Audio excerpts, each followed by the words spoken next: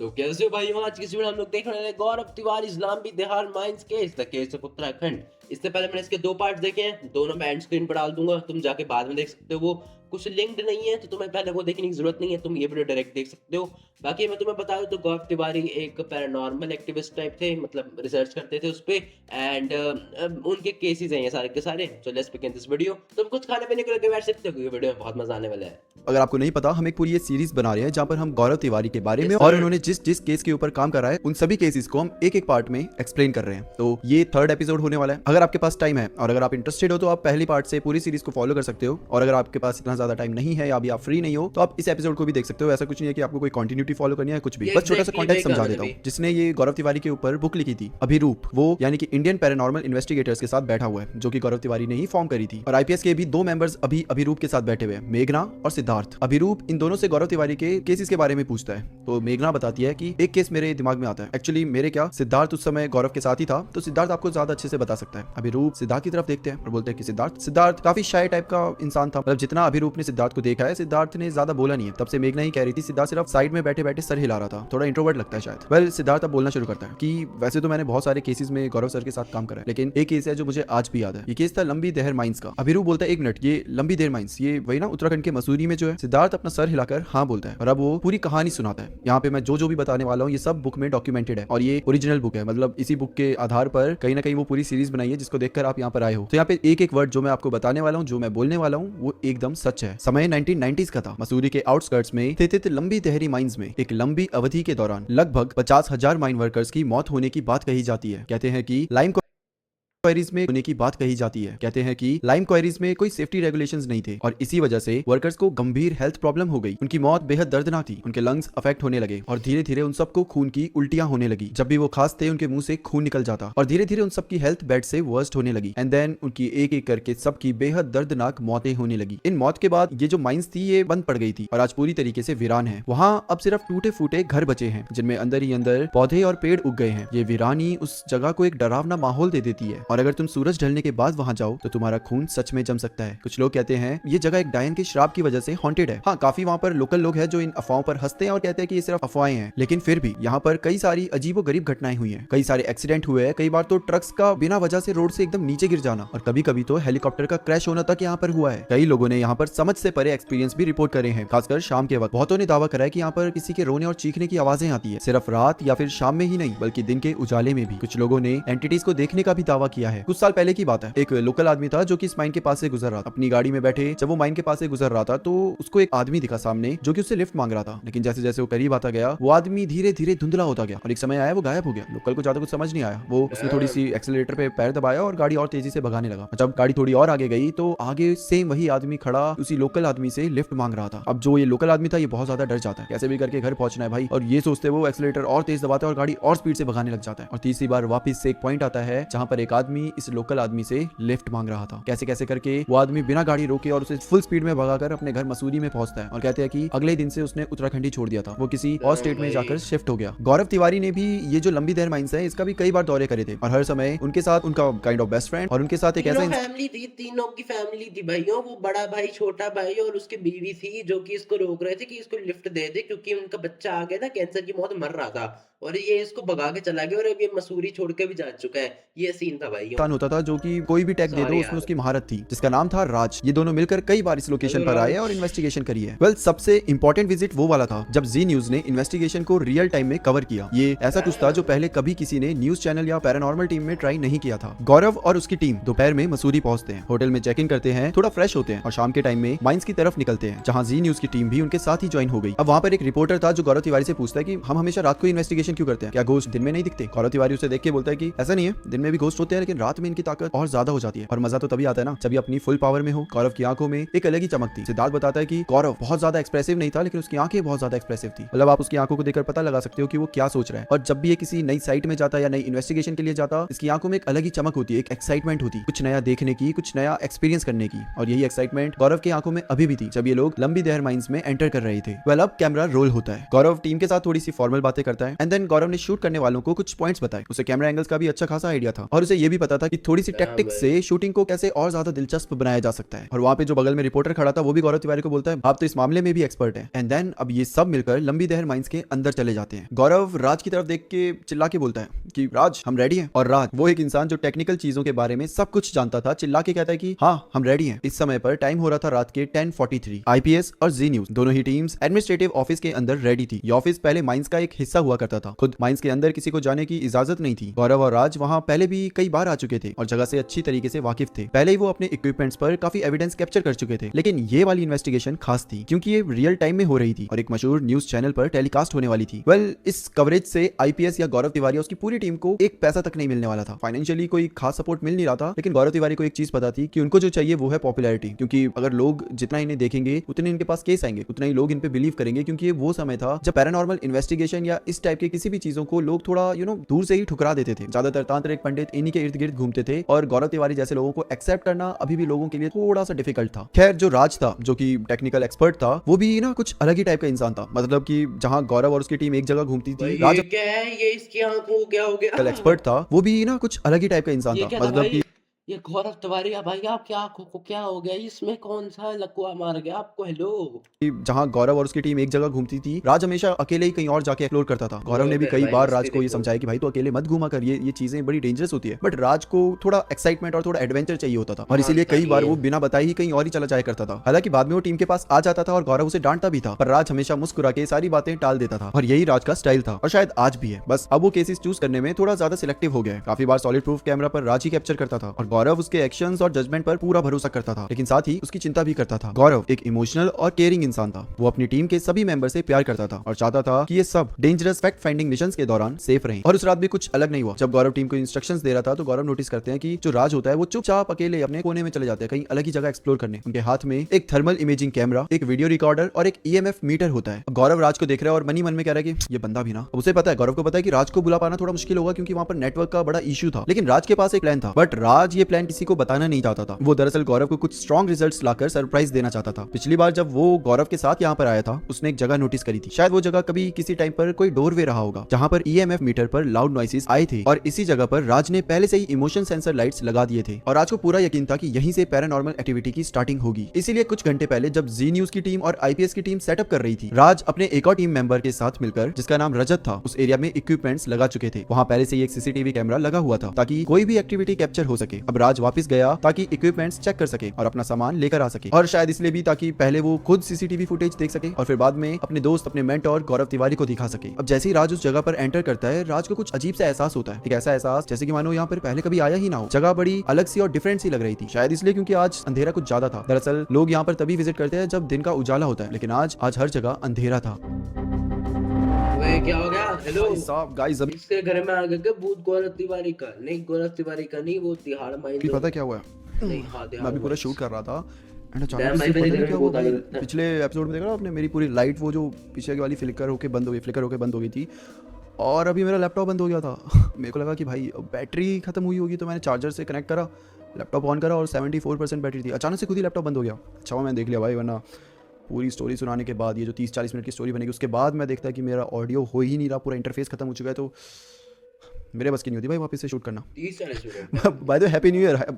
मैंने अभी ये स्टोरी डाली है इंस्टाग्राम पे पूरा अच्छे से दिखाते हुए कि क्या क्या हो रहा है, कैसे पीछे की लाइटें बंद। भाई वी गेट इट भाई, we get it. Happy new year मेरे भाई। अभी 10 तारीख आ चुकी है तो क्या ही हैप्पी न्यू ईयर बोलूं। हैप्पी न्यू ईयर दोस्तों। वापस से कहानी पर आते हैं। आई होप कि आपको गड़बड़ ना हो। ऐसा लग रहा था जैसे वो पहली बार नोटिस कर रहा हो कि चारों तरफ सिर्फ ग्रीन ग्रे मॉस की एक चादर बिछी हुई है, सालों पुरानी, और एक ऐसी खामोशी जो कि मानो वक्त से भी ज्यादा पुरानी हो। वहाँ डरने जैसा कुछ था नहीं, लेकिन फिर भी राज को वहाँ पर डर लग रहा था और वो इतना ऑनेस्ट था कि वो इस बात को मान भी रहा था। राज को एक अजीब सा अकेलापन सा एहसास होने लगा था। इसलिए नहीं कि वहाँ पे लोग नहीं थे, बल्कि कोई आवाज नहीं, कुछ नहीं, एक अजीब सी शांति थी। दूर दूर तक छोटी सी भी चीज की आवाज नहीं आ रही थी। राज ने एक बार तो मुड़कर पीछे भी देखा, लेकिन वहाँ कोई भी नहीं था, कुछ भी नहीं। वही ग्रे मॉस, ऊपर का अंधेरा आसमान और वही खामोशी। राज डोरवे तक पहुंच गया। उसे वहाँ पर ठंडक भी महसूस हुई, बाकी जगह से कहीं ज्यादा ठंडी वहाँ पर थी। वो चुपचाप उस जगह गया जगह जहाँ सीसीटीवी कैमरा लगा हुआ था। देन वो सीसीटीवी कैमरा चेक करता है कि वो काम कर रहे हैं या फिर नहीं। कैमरा बिल्कुल ठीक था, वहाँ पे मोशन सेंसर लाइट्स भी लगी हुई थी, वो सब कुछ सही चल रही थी। इसके बाद राज अंदर जाने ही वाला था कि तभी एक आवाज राज को अजीब सी आवाज थी जो कि सुनाई देती है, किसी आदमी के रोने की। कोई आदमी जो कि दर्द में डूबा हुआ था, जो कि मदद के लिए रो रहा था। उस आवाज में बहुत दर्द थी, ऐसा लग रहा था जैसे वो कुछ कहना चाहता हो लेकिन कह नहीं पा रहा हो। राज ने इसे एक मौका समझा और तुरंत वीडियो भाई ये रिकॉर्डर। एक बात का मैंने नोटिस करी, ये भूत वूत या तो बहुत ज्यादा रोदड़ू होते हैं या फिर बहुत ही ज्यादा हसीन होते हैं, हंसते रहते हैं पागलों की तरह, ऐसे हैं करते रहते हैं कुत्तों के लड़कों की तरह। भाई बिल्कुल ही, या तो बिल्कुल ही ऐसे रोंदड़ी निकाल देते हैं अपने, रोते रहते हैं पूरी जिंदगी। पता नहीं कौन सा इनके मुंह पे किसने चमाट मार दिया। इन दोनों के बीच में तो कुछ भी नहीं होता भाई, यही करते हैं भूत। ऑन कर दिया, साथ ही ईएमएफ मीटर बार बार बीप करने लगा जो किसी एंटिटी की प्रेजेंस का सिग्नल दे रहा था। ये शायद एक एंटिटी नहीं बल्कि उससे ज्यादा ही एंटिटी का। ओए। और राज को और भी ज्यादा आवाजें सुनाई देने लगी रोने की। कुछ आवाजें पास से आ रही थी, कुछ आवाजें दूर से आ रही थी। राज उन आवाजों के बीच में घिरा हुआ था, उन दर्द भरी आवाजों के बीच में, जो कि शायद अपनी रिहाई मांग रही थी, जो कि एक ऐसी जगह पर फंस चुकी थी जहां से वो बस जाना चाहती थी। हम तुम्हारी मदद के लिए आए हैं, राज ने बिना डरे बड़े जोर से ये कहा। और उसके बोलते ही वो रोने चीखने की जो आवाजें थी और ज्यादा तेज हो गई। कई आवाजें ऐसी लग रही थी जैसे अब वो और पास आ रही हो, जैसे एंटिटीज राज की तरफ बढ़ रही हो, उससे कम्युनिकेट करना चाहती हो। और वहीं पर दूसरी साइड रजत, जिसे पता था राज कहां पर और क्या कर रहा है, वो जाके गौरव तिवारी को सब कुछ बता देता है। अब गौरव तिवारी आईपीएस टीम और जी न्यूज की टीम को लेकर सीधा रजत डोरवे की को तरफ कैसे यानी कि पता? राज की तरफ चल पड़ता है। वो काफी एक सेकंड, रजत को कैसे पता? रजत भी तो मतलब गौरव तिवारी के साथ ही घूम रहा था, उसको कैसे पता कि राज कहाँ पे है? राज उसको बता के गया था, भाई मैं वहां जा रहा हूँ, फिर तू यहीं पे, जब मैं मरने वाला हूँ तो 2 सेकंड पहले गौरव तिवारी को ले आइयो, ताकि ये ऐसे सिनेमैटिक बन जाए और फिर हम इसको डाल सके यूट्यूब वीडियो में। चिंतित भी था, उसे किसी भी हाल पर राज को ढूंढना था। गौरव काफी चिंतित होकर बोलता है कि क्या ये सब करना जरूरी था? रजत बोलता है कि सर वो राज सर आपको सरप्राइज देना चाहते थे। और गौरव तिवारी बोलते हैं कि अपने टीम मेंबर की जान को ऐसे रिस्क में डालकर मुझे कोई सरप्राइज नहीं चाहिए। अब जैसे ये सारे लोग राज के पास पहुंचते हैं, ये देखते हैं कि राज बहुत ज्यादा एक्साइटेड था। वो हर एंगल से हर जगह पर फोटोज लिए जा रहा था। राज इन्वेस्टिगेशन को एंजॉय कर रहा था। घोस्ट और पैरानॉर्मल राज को एक्साइट करते थे। राज को अननोन चीजों को जानने का डर नहीं लगता था। लंबी दहर के स्पिरिट्स बहुत दर्द में थे, लेकिन शायद वो किसी को नुकसान नहीं पहुंचाना चाहते थे। वो बस बात करना चाहते थे, शायद लोगों को अपनी कहानी बताना चाहते थे। मिड 1970s में जब माइंस खुली थी तो लोगों के लिए ये बहुत खुशी की बात थी। माइंस ने वहां के लोकल लोगों को रोजगार दिया और मसूरी और आसपास के लोगों को भी वहां पर कमाने का जरिया दिया। इस जगह से भाई इनके कितने बेड सारे सपने देखो जुड़े हुए भाई, थे। ऐसे हर वर्कर के कि साथ एक परिवार का फ्यूचर जुड़ा हुआ था। और दो बाद में जो ट्रेजेडी हुई उसके बारे में सबको पता चला, लेकिन एक चीज जो सबको नहीं पता थी वो ये थी कि जो वहां पर वर्कर्स थे, वो ये ट्रेजेडी जो हो रही थी, लेकिन उससे पहले भी उनको अच्छे से ट्रीट नहीं करा जाता था। वो जो वर्कर्स थे वो काइंड ऑफ गुलाम की तरह जी रहे थे, एक स्लेव की तरह। कहा जाता है कि जो वहां का ओनर था वो इन्हें स्लेव की तरह ट्रीट करता था, इन्हें ब्लैकमेल करता था, इनको मारता भी था। राज गौरव को देख के बोलता है कि ये जगह तुम्हारे साथ में अभी तक जितनी भी लोकेशंस में गया हूं, ये वाली लोकेशन आज तक में सबसे ज्यादा स्पूकी है। राज अपना सीसीटीवी कैमरा ऑन करता है। राज का प्लान काम कर गया, एविडेंस डॉक्यूमेंट हो चुका था। सीसीटीवी कैमरा के पास से गुजरती हुई मिस्ट और एक ऑडियो जो किसी की सांस लेने जैसी लग रही थी, किसी ऐसे हाँ भाई। की जो इंसान नहीं था। और ये सब देखकर गौरव के चेहरे में भी एक मुस्कान आ गई थी। और आपको वो राज कैसे पता इंसान नहीं था? आप मतलब क्या डिफरेंशिएट करोगे आप, मतलब कैसे डिफरेंस करोगे आप कि एक ऐसे नॉर्मल बंदा सांस ले रहा है और ऐसे कोई दूसरा बंदा का कौन सा ये डबल स्पीड डबल आलू टिक्की बर्गर के साथ सांस ले रहा है कि क्या कर रहा है, ये तो बता देते हैं बड़े साहब। तो बोलता है गुड जॉब राज। उसके बाद वो सीसीटीवी कैमरा और अच्छे से देखने लग जाता है। शायद वो खुश इसलिए भी था क्योंकि उसने देख लिया था कि राज सेफ है, और इसलिए जो चिंता थी, जो उसके अंदर गुस्सा था, वो सब जा चुका था। जी न्यूज के कैमरामैन सब कुछ शूट करने में बिजी थे, जबकि रिपोर्टर डिटेल्स एक्सप्लेन कर रहे थे। आखिर ये एक रियल टाइम स्पूक फेस्ट था और आईपीएस टीम पहली प्रोफेशनल टीम थी जिसने लंबी दहर को इन्वेस्टिगेट करा था। गौरव और उसकी इन्वेस्टिगेशन टीम ने इन माइंस की तरफ लोगों का ध्यान खींचा, बिल्कुल वैसे ही जैसे बाद में उन्होंने भानगढ़, कुलधारा, खंबा फोर्ट, किराडू टेम्पल और कड़कड़डूमा कोर्ट जैसी लोकेशंस को भी फेमस करा। अभी ये सब हो ही रहा था कि तभी अचानक से सब ने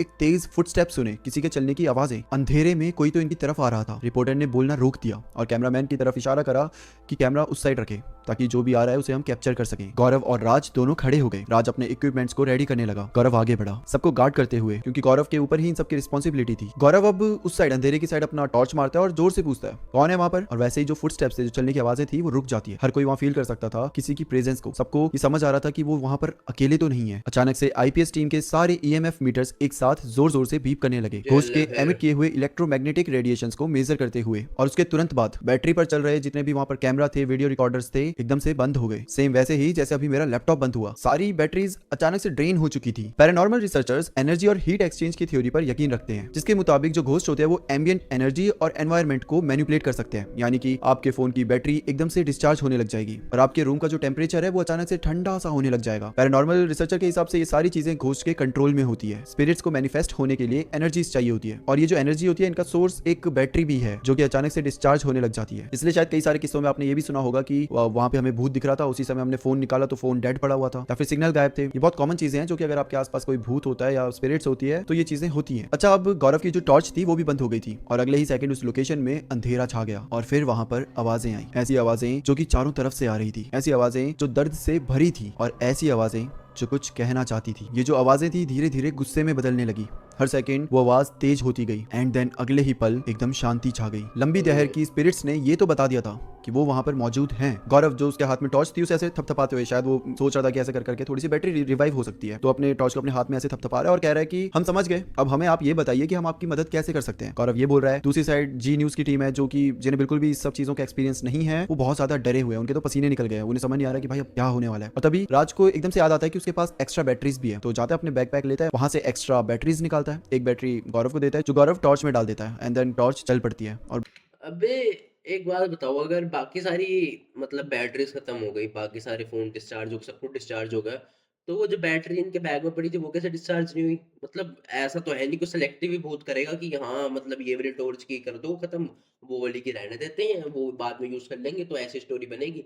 ये क्या मतलब सेंस क्या बना इसका? बाकी बैटरीज राज अपने इक्विपमेंट्स में डाल देता है। अब गौरव वापस से वो सवाल पूछते हैं कि आप बताइए हमें, हम आपकी मदद कैसे कर सकते हैं। इस समय पर बिल्कुल अंधेरा नहीं था क्योंकि गौरव की टॉर्च जल चुकी थी और राज के पास भी एक दो चीजें थी, मतलब लाइट्स से लेकर, तो वो भी जल रही थी। अब सामने से कोई आंसर नहीं आ रहा। गौरव ने एक दो बार और पूछा, सामने से कोई आंसर नहीं आया। गौरव अपनी टीम की तरफ देख के बोलता है वो सब यहाँ से जा चुके हैं, चलो किसी और कॉर्नर में चलो। रिपोर्टर बोलता है कि क्या मतलब है वो जा चुके हैं? गौरव बोलते हैं कि मुझे उनकी प्रेजेंस फील नहीं हो रही है यहाँ पर, इसका मतलब वो यहाँ से जा चुके हैं, अब हमें कहीं और जाकर थोड़ी सी इन्वेस्टिगेशन करनी पड़ेगी। अब जो वहाँ पर रिपोर्टर होती है वो बोलती है कि मुझे लगता है कि हमें यहाँ पर छोड़ देना चाहिए, हमें हमें घर चलना चाहिए। तो गौरव उन्हें देख के बोलते हैं कि फिर आपकी जो बिगेस्ट न्यूज या बिगेस्ट स्टोरी थी वो आपको कैसे मिलेगी मैडम? डोंट वरी, आप हमारे साथ हैं और आप बिल्कुल सेफ हैं, चलिए कहीं और चलकर इन्वेस्टिगेशन करते हैं। अब ये लोग चलने ही लगे थे कि इन्हें वापस से किसी के फुटस्टेप्स की आवाज आई और ये सब एकदम रुक गए और एकदम ऐसे चुप हो जाओ, सबको ऐसा कर रहे हैं। और वो फुटस्टेप्स की आवाज ऐसे चलते चलते चलते गौरव के सामने आ गई एंड देन गौरव को एकदम से आवाज आती है, गौरव गौरव। अब ये जो आवाज थी काफी जानी पहचानी सी थी, सेम यही आवाज राज ने भी कई बार सुनी हुई है। गौरव उस साइड टॉर्च मारता है और देखता है तो सामने रजत खड़ा था। बट एक मिनट, अगर रजत सामने से चलता हुआ आया तो अभी कुछ मिनट पहले जो बगल में रजत खड़ा था वो कौन था? इनफैक्ट इस पूरी इन्वेस्टिगेशन में गौरव के बगल में रजत खड़ा ही था। राज ने भी नोटिस करा कि पूरी इन्वेस्टिगेशन में रजत ने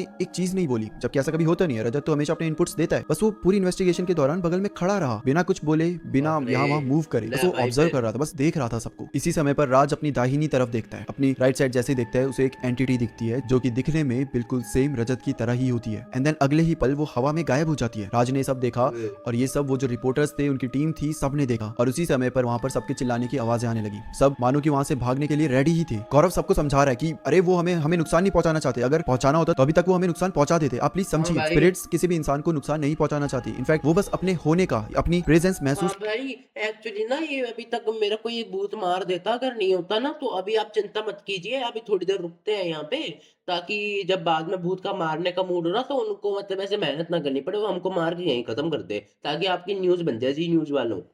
ठीक करवाना है बात चाहती है, हुई? उन्हें तो बस अटेंशन चाहिए होती है और कभी कभी फिर गाइडेंस भाई जो उन्हें आगे बढ़ने में मदद कर सके। बट जो भी हो, टेंडेंसी जी कर न्यूज की जो टीम थी वो काफी ज्यादा डर चुकी थी, जिसके बाद गौरव तिवारी बोलते हैं कि ओके फाइन, मेरे ख्याल से हम जिसके लिए आए थे वो हमें मिल गया, वो लोग जो हमें बताना चाहते थे मैं समझ गया। रिपोर्टर पूछती है कि क्या? तब गौरव मुस्कुरा के कहता है कि वो यहाँ पर एग्जिस्ट करते हैं, वो यहाँ पर मौजूद है, हम यही तो देखने आए थे और उन्होंने हमें ये बता दिया। गौरव तिवारी अपनी इस पूरी इन्वेस्टिगेशन से पूरी तरीके से सेटिस्फाइड थे एंड देन वो अपनी टीम और जी न्यूज की टीम को बोलते हैं कि आज का यहीं पर रैप अप होता है और अब हम यहाँ पर आकर इन सबको डिस्टर्ब नहीं करेंगे। गौरव अपनी टीम आईपीएस के साथ और उसके पीछे पीछे जी न्यूज की टीम भी एक एक करके उस पूरी लंबी दहर माइन से बाहर आ जाती है और इस तरीके से खत्म होता है लंबी दहर माइन का केस। तो दोस्तों ये थी गौरव तिवारी अरे की। तो इन्वेस्टिगेट करने का मतलब क्या बना जब आपको यहाँ पे वापस आना ही नहीं है, तो मतलब हाँ अच्छा अबेंडन भी है ना वो, तो फिर क्या ही करेंगे वहाँ पे ये एक्सोर्सिज्म करके। इन्वेस्टिगेशन ठीक है क्योंकि भाई। शायद आपको इन सब की फुटेजेस भी कहीं ना कहीं मिल ही जाएंगी ओके। और अगर नहीं मिलेंगी तो आप इस बुक को जरूर पढ़ सकते हो, द घोस्ट हंटर गौरव तिवारी। ये बुक पूरी मतलब गौरव तिवारी के ऊपर ही है और एक एक शब्द यहाँ पर सच लिखा गया है। So that's it for today दोस्तों एंड हैप्पी न्यू ईयर। आज 31 जनवरी है, रात के ओके भाइयों, क्या सीन है भाई, मजा आ गया देख के। थर्ड वीडियो थी ये। अगली भी कितनी रहती है? एक तो ये रही और एक भी नई नई आई है वीडियो, इसने अभी डाली है 1 घंटे पहले। तो देखते हैं भाई, ये 2 वीडियोस रहती हैं, 2 दिन में खत्म कर देंगे। उसके बाद कुछ और देखेंगे। तो बाकी यार अगर तुमको इस वीडियो को देख के मजा आया तो इस वीडियो को लाइक कर देना, चैनल पे करने को सब्सक्राइब कर देना। अगर तुमको अल्फा की वीडियो देखनी है तो तुम जाके देख सकते हो, मैं इसको लाइक कर देता हूँ, मेरी वीडियो को लाइक कर सकते हो बाय द वे, ऐसे सब्सक्राइब भी कर सकते हो यहाँ पे दबा के। बाकी यार इनकी वीडियो का लिंक डिस्क्रिप्शन में होगा, मेरे चैनल को सब्सक्राइब कर देना, मेरे चैनल का लिंक डिस्क्रिप्शन में होगा मेरे। आगे मिलता हूँ अगली वीडियो में तुमको, तब तक के लिए bye. I have a dream, that's all I need. I'll make it happen with some work.